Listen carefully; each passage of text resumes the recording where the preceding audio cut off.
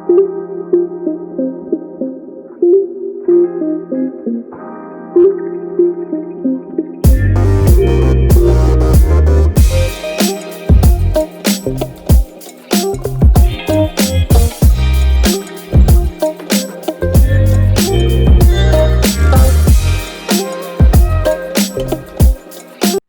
I am Aditya and welcome to my channel law with आदि।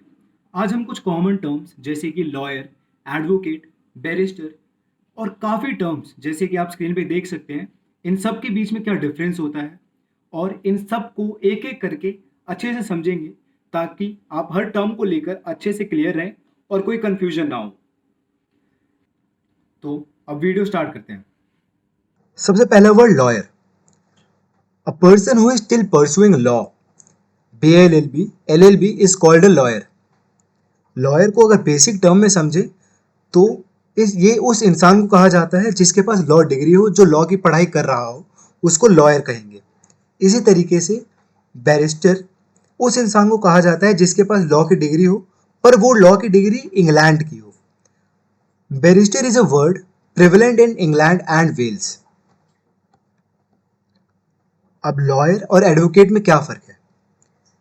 Lawyer और advocate में basic फ़र्क ये है कि advocate can represent their clients in court. To be an advocate you must be enrolled in state bar council. The advocates act 1961 talks about enrollment of an advocate in a state bar council under section 29, and section 33 of Advocate Act 1961 prohibits everyone who is not enrolled as an advocate from practicing law in every court in India. अब हम बात करेंगे senior advocate की। Senior advocate को supreme court या फिर high court designate करता है। सीनियर एडवोकेट होने के लिए आपकी एज 45 से ज़्यादा होनी चाहिए और आपका experience as a advocate should not be less than 20 years. A senior advocate can not file vakalatnama. अब हम बात करेंगे AOR की, जो कि एडवोकेट ऑन रिकॉर्ड होता है। हर कोई सुप्रीम कोर्ट में केस फाइल नहीं कर सकता। अगर हर कोई केस फाइल करने लग गया तो काफ़ी टाइम वेस्ट होगा, कोर्ट्स का, लॉयर्स का, जजेस का और एडवोकेट्स का। इसीलिए AOR को सौंपा गया है केस फाइल करने के लिए। कोई भी एडवोकेट सुप्रीम कोर्ट में आर्ग्यू कर सकता है, लेकिन only a AOR, that is advocate on record, can file a case in Supreme Court. AOR बनने के लिए you have to pass a Supreme Court advocate on record exam, जिसकी eligibility है you must have a 5 years of experience, जिसमें 4 साल किसी भी court में एक्सपीरियंस होना चाहिए और 1 साल सुप्रीम कोर्ट में किसी एडवोकेट ऑन रिकॉर्ड के अंडर एक्सपीरियंस होना चाहिए। अब हम बात करेंगे अटॉर्नी जनरल, सॉलिसिटर जनरल और एडवोकेट जनरल के बारे में। The usage of the word attorney is not very prevalent in India, unlike the USA. The word attorney is derived from French, which means one appointed or constituted. तो आपने कभी सोचा है भारत में एडवोकेट्स अपने आप को अटर्नीज कहकर क्यों नहीं रेफर करते, या फिर हमें अटर्नी जनरल की क्या ज़रूरत पड़ गई जब हमारे पास पहले से एडवोकेट जनरल थे गवर्नमेंट को एडवाइस करने के लिए? Well, the answer to this would be the influence of our British counterpart on our legal and political system. हमारे इंडियन कॉन्स्टिट्यूशन को एक बोरोड डॉक्यूमेंट भी कहा जाता है, क्योंकि हमारा इंडियन कॉन्स्टिट्यूशन काफ़ी नेशंस के कॉन्स्टिट्यूशन से इंस्पायर्ड है।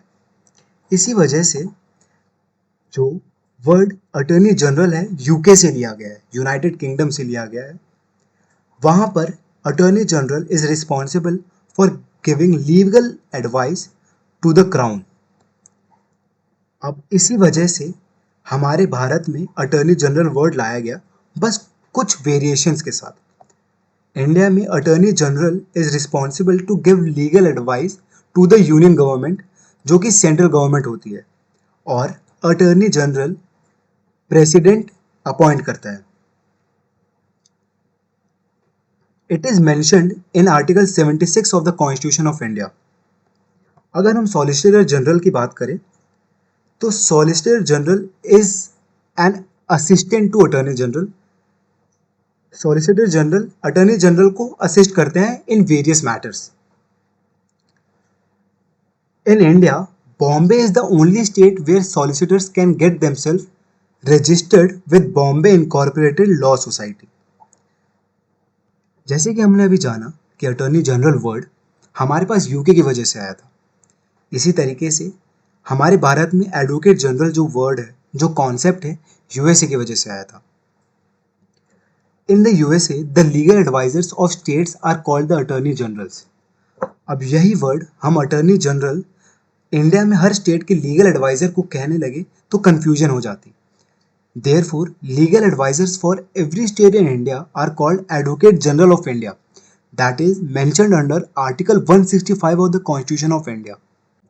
अब अगला हम बात करेंगे गवर्नमेंट प्लीडर और पब्लिक प्रोसिक्यूटर की। इन दोनों को हम समाज सेवक भी कह सकते हैं, क्योंकि ये क्राइम अगेंस्ट सोसाइटी या फिर क्राइम अगेंस्ट स्टेट के लिए लड़ते हैं। क्राइम अगेंस्ट सोसाइटी को हम डिफाइन कर सकते हैं एक्शन या फिर एक्ट जो कि पब्लिक ट्रैंक्विलिटी, नेशनल इंटीग्रेशन या फिर पब्लिक ऑर्डर को किसी भी तरीके से डिस्टर्ब करता है। गवर्न प्लीडर जो कि section 2 clause 7 of code of civil procedure में डिफाइन किया गया है।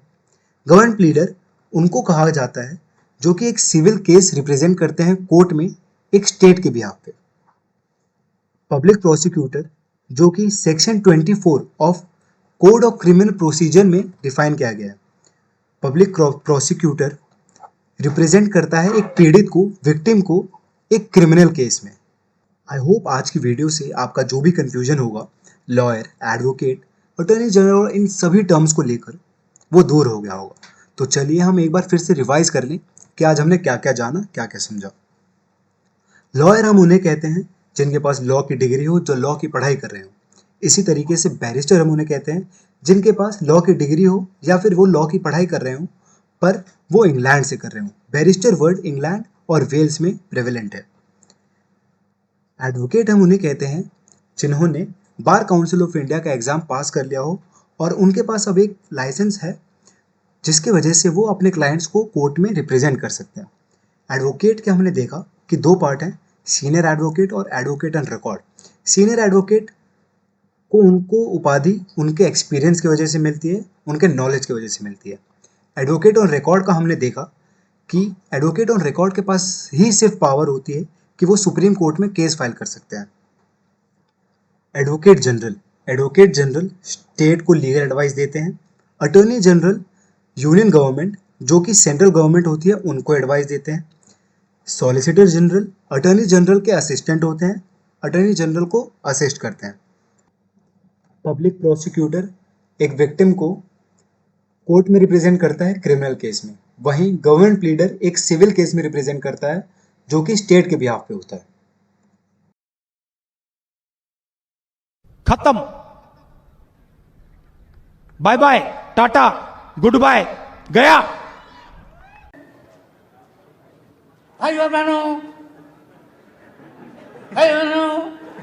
Let me explain to you and educate you. You can go. Nothing will go on record. Take your seat. उपसभापति महोदय, मुझे ये कहना है Your time is over. In